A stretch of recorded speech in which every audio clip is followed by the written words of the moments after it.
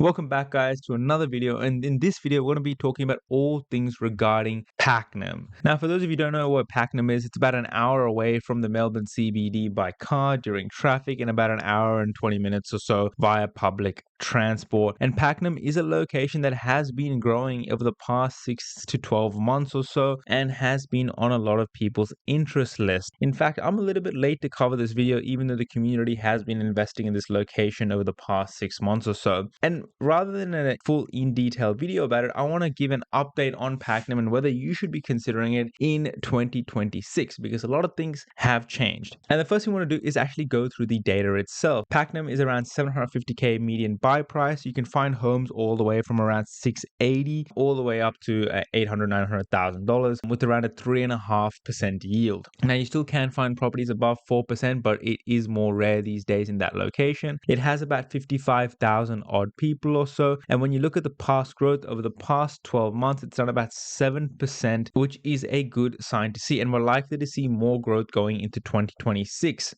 Now, the rents are around 0.6, but when I had a look at SQM research as well, you can see rents have been rising about 4% over the last 12 months or so. So a decent rent rise when you sort of cross-reference both sources, and that's a good sign to see, because most of Melbourne, the rents aren't growing very strongly, and so when Pakenham is growing, that is a better sign for us to see. And when we start to look at the fundamentals, it paints a very good picture. The socioeconomic score is at 4, and the renter to owner occupier ratio is around 31%, which means it's a good owner occupier driven location. People actually want to live there, they want to have their families there, and so on. And when you look at the affordability, it isn't too bad. It's around 35 years, under 40 years, which is good for a capital city. And yes, some people are going to say Pakenham is a satellite city. It's an hour away from Melbourne CBD, which is kind of true. I mean, when you look at Sydney, it's about the same distance away. Penrith is away from Sydney. So Pakenham is not too bad, but it is definitely on the outskirts of Melbourne CBD with lots of available land around it. And I'll touch on that a little bit later in the video. And when we start to look at the data behind it, we can see that the supply and demand levels are actually very, very strong. So the supply levels are very low. There has been an increase in stock over the past couple of months, but the overall supply trend is in a downward trajectory, and the days on market, the demand trend is also very strong. It falling, which means properties are selling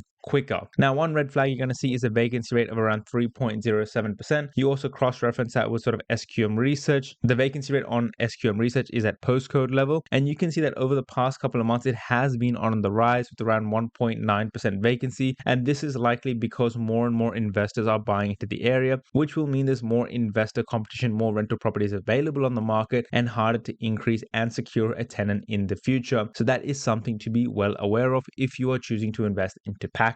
And overall, the inventory levels are very healthy with around 1 month of stock, which means that it is still pretty tight stock levels in the market, which means that we're going to see capital growth in the near future as well, which is a great sign to see as an investor. That is what we want. We want supply and demand metrics to be in our favor, and you see the overall stock levels are generally very, very low. Now, the other thing I wanted to point out with Pakenham is that you can see the 12 months down about 7 to 4% or so, but the 10-year change is around 6.5%. So there is room to grow if you follow the rule of about 7 to 8% for the 10-year average over a long period of time. So when you're looking around 6.5%, it's pretty good with some of the locations right across Victoria now at the 8 to 9% in the 10-year average percentage change. So that's something else I also wanted to point out. So when you look at the data metrics of Pakenham, you can see definitely that it has potential to continue growing into 2026, definitely with some trade-offs in the vacancy region as well as the building approval region as well. And while we're talking about building approvals, we have 156 approvals in Pakenham, but the thing that you need to understand about Pakenham is that it's on the outskirts of Melbourne CBD, which means there's plenty of available land, and as long as you have one eye working,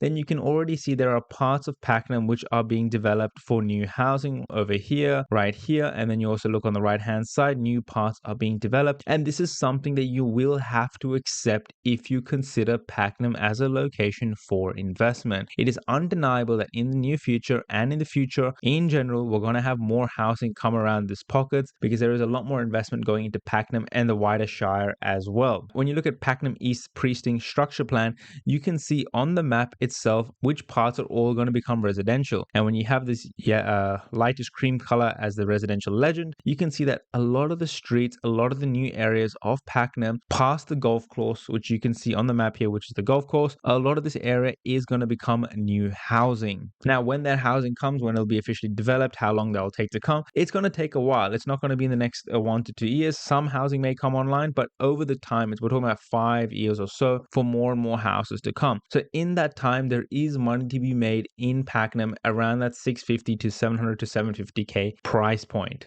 And Pakenham's already been growing for the past 6 to 12 months, as I've mentioned before. But whether or not it makes it a good investment today, we do have to run some numbers behind it. Now, when you look at Pakenham, you can still pick up a property for under 700k. That's a 3x1. 4x2s are well in the 750s now. And you look at an asset like this, it's a decent brick home, nice interior. It looks like it's been clearly renovated in the past before, but something like this is a decent property on a nice little corner block selling for around $700,000. And when you look at the rental properties, 3x1s are fetching around $500, 610 for a 3x2, 630, that's 4x2s. You keep scrolling down, another 3x1 renting for 550, a little bit high in my opinion. Another 3x1 for 450. Look, I think for conservative measures, I'll accept 500. So you put your numbers in, 685 at a 20% deposit, $500 per rent. You're getting around a 3.8% yield. If you're being generous and you're putting 525, if I can type, you're getting just about a 4% yield. But even in that scenario, you're about negative $10,000 in cash flow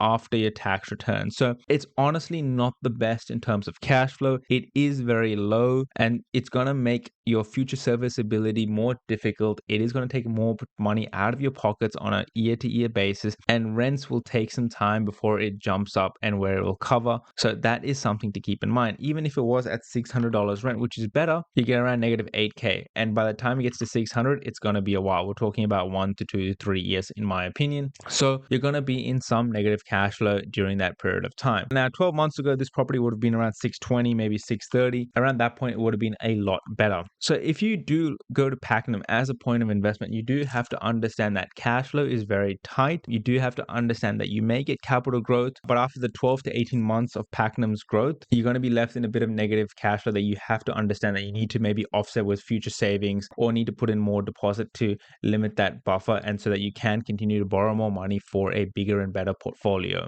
Now, I don't want to just talk about Pakenham from a data perspective and a cash flow perspective. There are other things I want to point out about Pakenham and why it likely has a big and good future ahead of it. But before I do go into that, if you guys haven't already, jump into the private community. We have over 75-star reviews, close to 300 members. It's literally $35 a month. It costs less than a KFC bucket meal, guys. Jump in the private community. It's an absolute value for money. You get plenty of resources from the suburb watch list, advanced resources, community calls, mini courses, and suburb breakdowns, guys. And all for the price of $35 a month, guys. It's a subscription service. You can try it out for a month. If you don't like it, you can leave, or you can keep staying in it as long as you need help, and you can get private mentorship by me to help you pick the right assets and properties and suburbs. But let's get back to the video. Now, Pakenham is part of the wider Cardinal LGA, so manufacturing is one of its biggest exports with around $1.2 billion.